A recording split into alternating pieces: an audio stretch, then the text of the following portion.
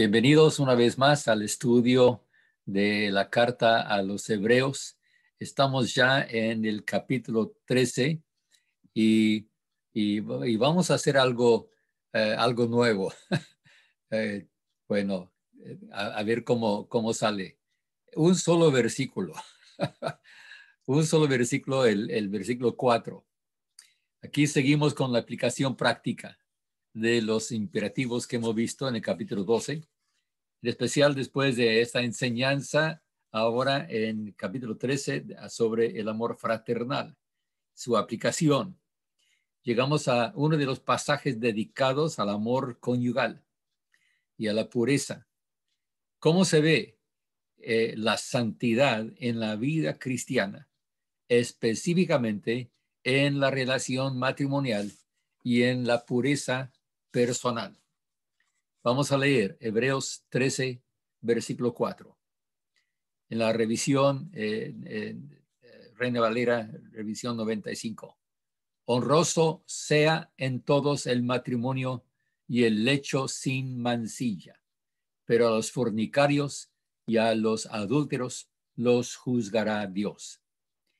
En la NBLA lo leemos así: sea el matrimonio honroso en todos y el lecho matrimonial sin deshonra, porque a los inmorales y a los adúlteros los juzgará Dios.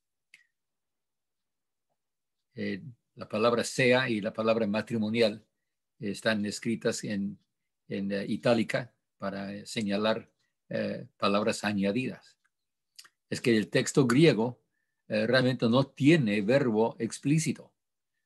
Entonces hay versiones clásicas que lo interpretan como una declaración en el indicativo.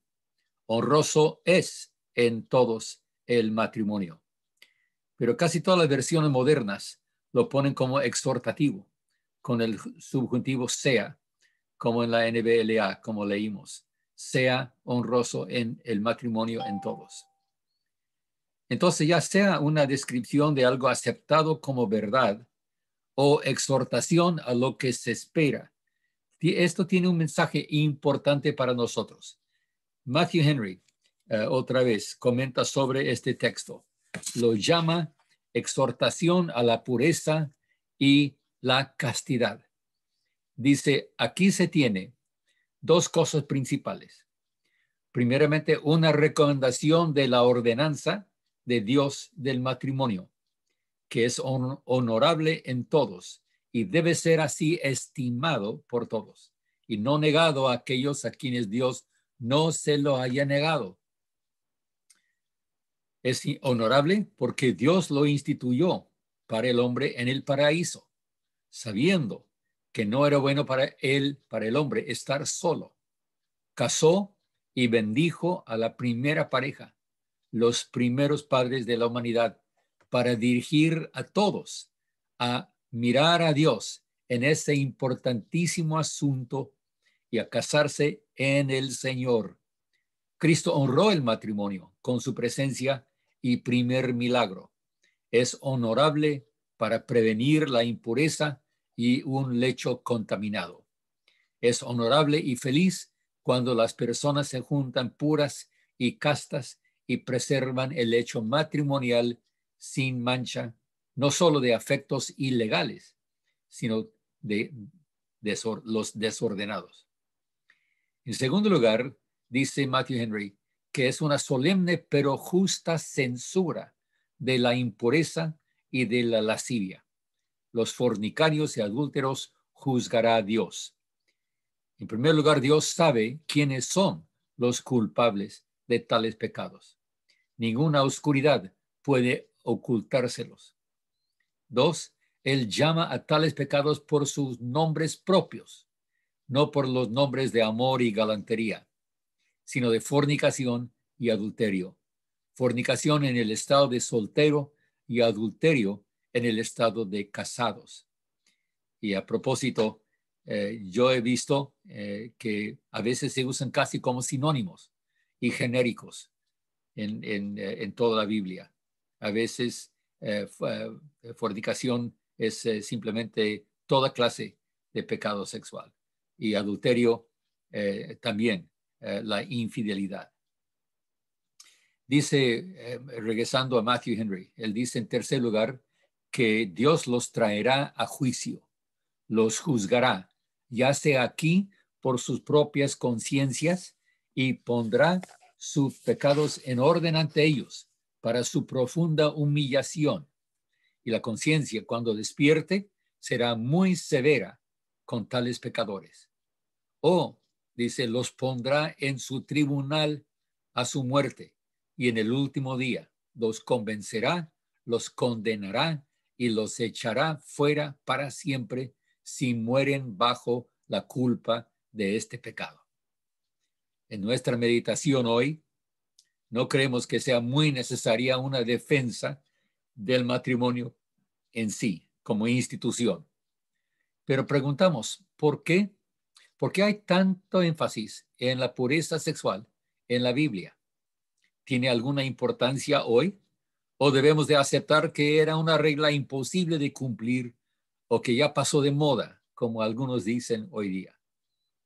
He encontrado personalmente 5 razones por el estudio, en el estudio bíblico, que han aclarado mi postura sobre el pecado sexual y el llamamiento a la pureza moral en la vida como una aplicación de la santidad en la vida cristiana. Primeramente, se ve que la fornicación es una figura de impureza tanto en el Antiguo como en el Nuevo Testamento. La expectativa que la mujer se guarde pura para su matrimonio valía para el hombre por igual. No se vale una pauta doble en cuanto a la moralidad. La ley de Moisés demandaba retribución y castigo al hombre, tanto a la mujer. La pureza sexual entonces llega a ser una figura importante para entender el propósito de Dios en su plan de establecer una relación personal con la humanidad. Se trata, en segundo lugar, de la fidelidad. Dios demanda la fidelidad a la pareja actual o la potencial, porque Él es fiel. La fidelidad es una de sus características esenciales.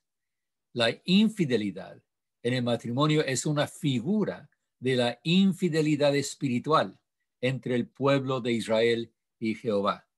Y nosotros como creyentes tenemos que aceptarlo para nosotros también. En tercer lugar, yo digo entonces que el adulterio en la Biblia se usa como figura analógica por la idolatría. Participar en la idolatría era como cometer adulterio espiritual, infidelidad contra el único Dios. Una y otra vez, Dios acusa a Israel de infidelidad y de cometer adulterio con otros dioses. Y entonces está claro que se trata de idolatría. Pero de la misma manera, y quizás mi punto número 4, de la misma manera se puede decir que el adulterio y la fornicación son expresiones mismas de idolatría por sustituir el placer y la voluntad personal por la responsabilidad de adorar y obedecer solamente a Dios. El fornicario dice que no le importa lo que le dice la ley. Él o ella llega a ser su propia ley y norma y por lo tanto su propio Dios. Quebrantar el séptimo mandamiento es quebrar todos los 10 mandamientos. Por ejemplo, robar es tomar lo que no le pertenece. Mentir, no mentir, el noveno mandamiento. El adulterio en sí es una mentira. Se trata de la codicia, el 10º mandamiento. Y así sucesivamente todos los mandamientos caen cuando se rompe el 7º mandamiento. Inclusive el 5º mandamiento de guardar el sábado, porque viola el principio de descanso y reposo. Y así y causa desorden en la vida. Y por eso decimos así, que quebrantar el 7º es quebrar todos los 10. Finalmente, yo creo que Dios mismo utiliza el matrimonio como una figura de la relación que Él diseñó al principio, al proveer la redención de la humanidad en Cristo. El amor como la expresión de su mismo ser. Jehová dice a Israel que el pacto con Él, hecho en el Sinaí, era pacto de matrimonio. En los profetas se expresa el dolor máximo cuando Dios se revela a la nación rebelde que ella, como esposa infiel, ha hecho cosas tan terribles que Dios mismo dice que nunca le había entrado en su pensamiento que ella hiciera tales cosas. Casi no podemos imaginar al Dios omnisciente expresarse como nunca pensé que ibas a serme tan infiel, o de maravillarse de su infidelidad como el amante defraudado que él mismo se siente violado por el pecado de su esposa rebelde. La historia personal de Oseas y su esposa Gomer, su mensaje a Israel debe confirmar a todos por lo menos dos cosas. Uno, la importancia de la pureza y de la fidelidad y el dolor que causa la infidelidad.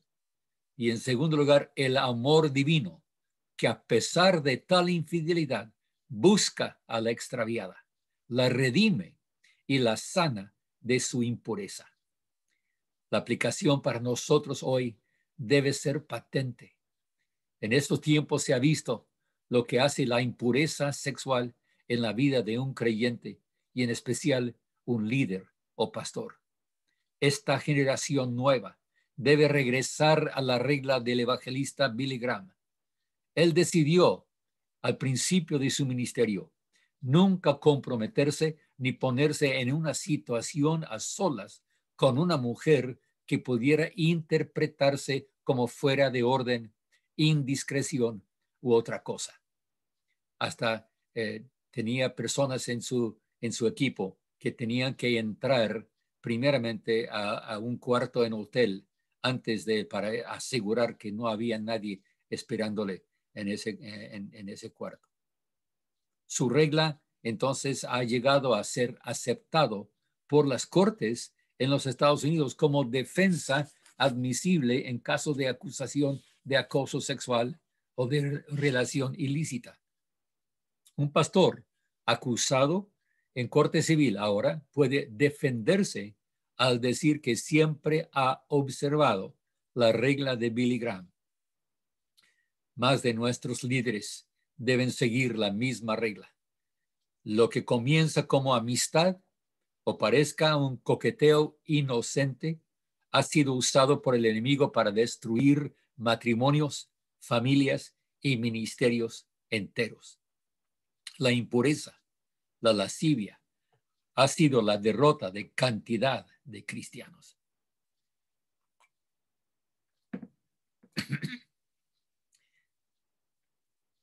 Y hemos visto ya que la pornografía ya se ve con frecuencia y facilidad entre mujeres como entre hombres. Y es una plaga que ha llegado a ser pandemia global en nuestro mundo. Ya es hora de ponernos en la lista de los que observan la regla de Billy Graham. Y es más, la regla de Dios mismo. Nunca ponernos en situaciones que podrían ser mal interpretadas. No tolerar nada que llegue a ser mancilla o que deshonre al matrimonio.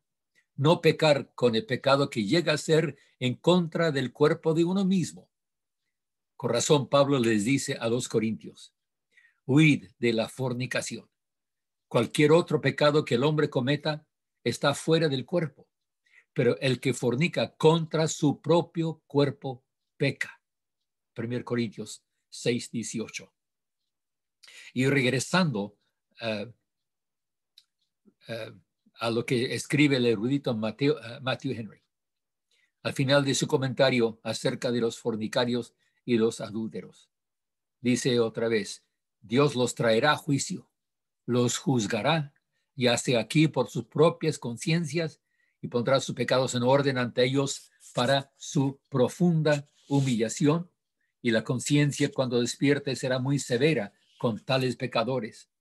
O los pondrá en su tribunal a su muerte, y en el último día los convencerá, los condenará y los echará fuera para siempre si mueren bajo la culpa de este pecado. Sí, Dios perdona y limpia de todo pecado, pero si no se confiesa, tendrá que juzgarlo. Tengamos cuidado, hermanos. Misericordia y compasión a quienes lo necesitan, pero juicio y disciplina a nosotros mismos para mantenernos fieles y puros por su gracia. Amén.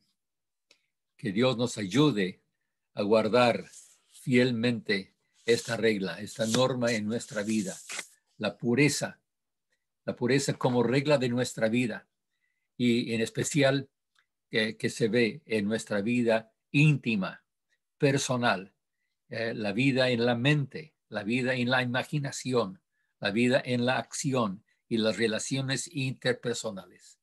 Dios es un Dios puro y Él espera la pureza en sus hijos.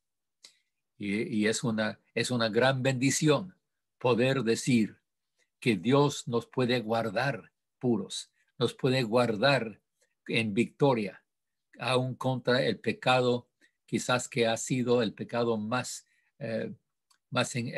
encadenador, más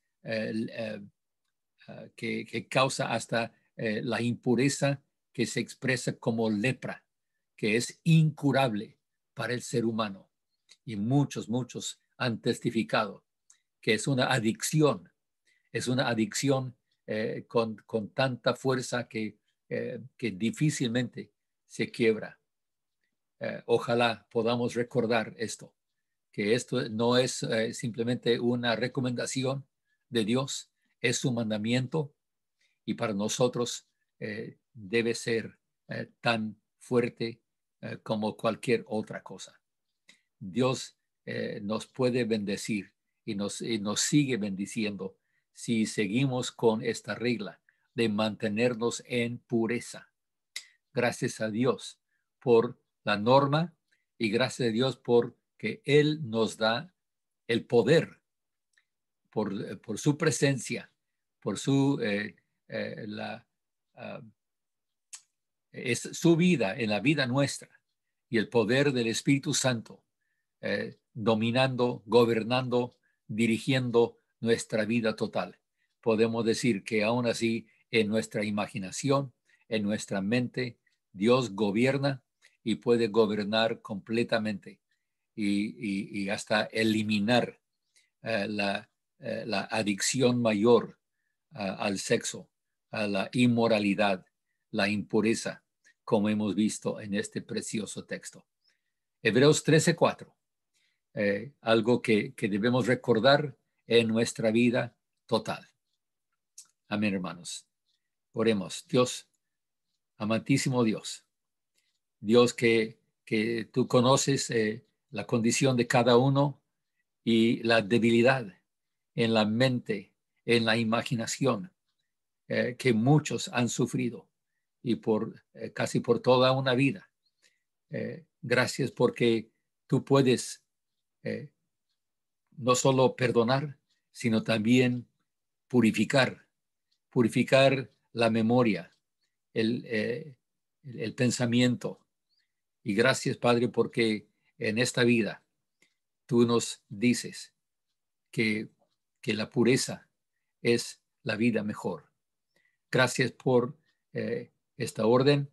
Gracias por que tú nos das el poder de vivir en esa pureza que tú has exigido y que tú provees en nuestra vida. Gracias, Señor, en el nombre de Cristo Jesús. Amén.